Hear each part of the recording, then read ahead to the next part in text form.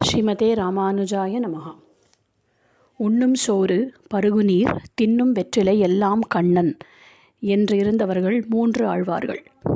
கிருஷ்ண திருஷ்ணா தத்துவம் என்று அழைக்கப்பட்ட நம்மாழ்வார் தாய் பாவனையோடே கண்ணனை குழந்தையாகவே நினைத்து பாசுரங்கள் பாடிய பெரியாழ்வார். அந்த பெரியாழ்வாருக்கு திருக்குமாரத்தியாக அவதரித்த ஆண்டாள். அப்படி ஆண்டாள் பாடின திருப்பாவையின் 25வது நாள் பாசுரம் ஒருத்தி மகனாய் பிறந்து என்ற பாசுரம். பெருமான் பகவத்கீதையில் 4வது அத்தியாயத்தில் தன் பிறப்பின் ரகசியத்தை யார் தெரிந்து கொள்கிறார்களோ, தான் ஏன் பிறந்தேன் அப்படிங்கிறத உண்மையாக யார் தெரிந்து கொள்கிறார்களோ அவர்களுக்கு மறுபிறவி கிடையாது, அவர்களை அனைத்து பாபங்களிலிருந்தும் நான் விடுபடுத்தி மோட்சத்தை அளிக்கிறேன் என்று சொல்கிறார். அதனால தான் இந்த பாசுரத்தில் பெருமானின் அவதார ரகசியத்தை ஆண்டாள் கூறுகிறாள். ஒருத்தி மகனாய் பிறந்து ஓரிரவில் ஒருத்தி மகனாய் ஒளிந்து வளர. ஒருத்திக்கு மகனாக மதுரால பிறந்தார். தேவகிக்கு அன்று இரவே யசோதையின் வீட்டிற்கு போயிட்டார். அங்கே போய் ஒளிந்து, கம்சனுக்கு பயந்து ஒளிந்து வளர்ந்தாராம். இப்படி அவர் பிறந்ததையும் வளர்ந்ததையும் ஆண்டாள் முதல் வரியில் சொல்கிறா.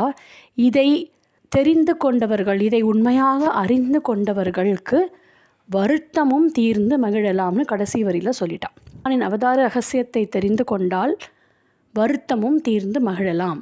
பெருமாள் என்ன சொன்னார் பகவத்கீதையில்? எனது அவதார ரகசியத்தை தெரிந்து கொண்டால் சகல பாபங்களிலிருந்தும் அவர்களை நான் விலக்கி மோட்சம் அளிக்கிறேன்றா. அப்போ மோட்சம் அளிக்கிறேன்னு சொன்னது தான் மகிழ்றது. வருத்தமும் தீர்ந்துங்கிறது பாபங்களிலிருந்து விடுபடுவது. அப்போ பெருமானின் அவதார ரகசியத்தை தெரிந்து கொண்டால் வருத்தமும் தீரும், பாபங்கள் எல்லாம் தொலையும், மகிழலாம், மோட்சம் கிடைக்கும். இதுதான் இந்த பாசுரத்தோட சாரமான கருத்து.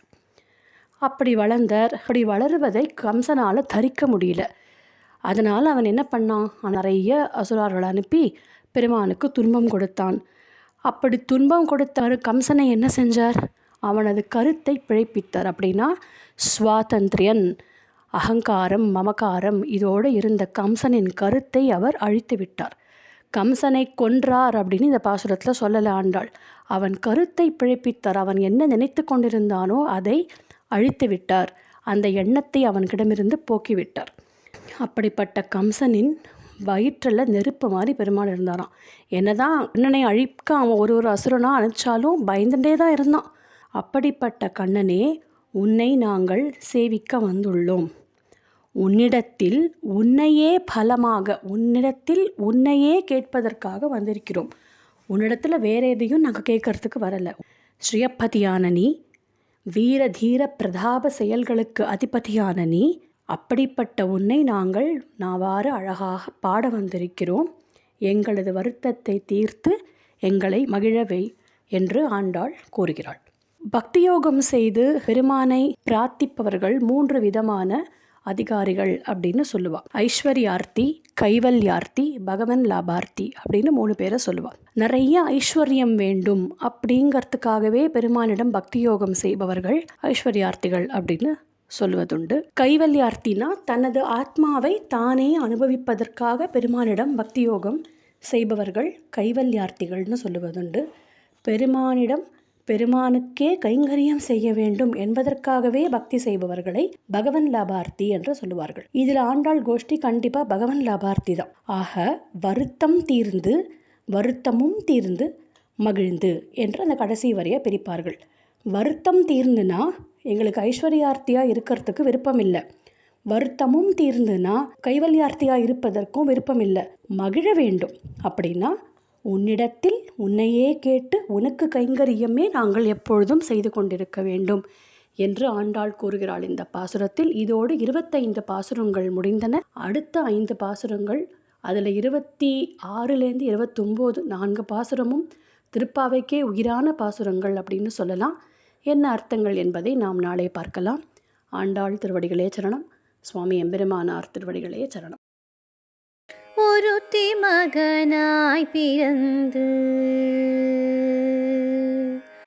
ஒருத்தி மகனாய் பிறந்து ஓரிரவில் ஒருத்தி மகனாய் ஒளித்து வளர.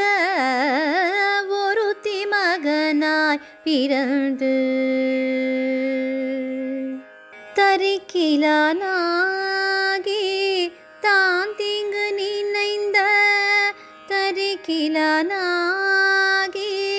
தான் தீங்கு நினைந்த கருத்தை பிழைப்பித்து கஞ்சம் வயிற்றில் நெருப்பென நின்ற நெடுமாலே நெருப்பென்ன நின்ற நெடுமாலே உன்னை அருத்தித்து வந்தோம் பறை தருதியாகில் திருத்தக்க செல்வமும் சேவகமும் யாம் பாடி திருத்தக்க செல்வமும் சேவகமும் யாம் பாடி வருத்தமும் தீர்ந்த மகிழ்ந்தேலோரெம்பாவாய்